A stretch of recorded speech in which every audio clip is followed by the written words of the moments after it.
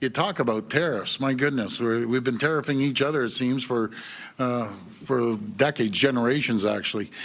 They reduce our national GDP by more than 7% and cost our economy up to $200 billion every single year.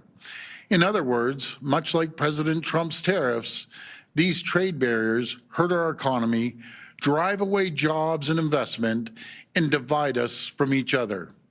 With President Trump taking direct aim at Canada's economy, it can't be business as usual.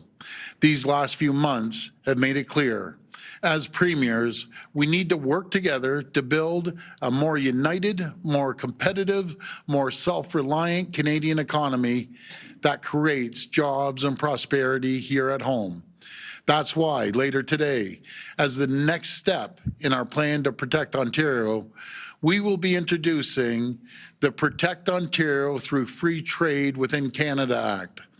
This legislation will remove all of Ontario's remaining exceptions under the Canadian Free Trade Agreement.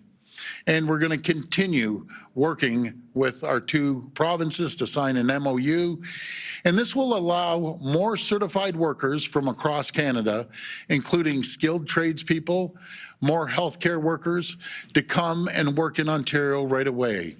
We're also launching consultations to break down barriers for American healthcare workers, well-trained doctors and nurses, people who are fed up with how President Trump is governing, to come and work here in Ontario, work at both our great provinces, everywhere else in the country as well, as we continue hiring more doctors and nurses into our healthcare system. This legislation would and mean that Ontario automatically allows goods and services from another province to be sold right here in Ontario, provided that provinces treats Ontario goods and services the same way.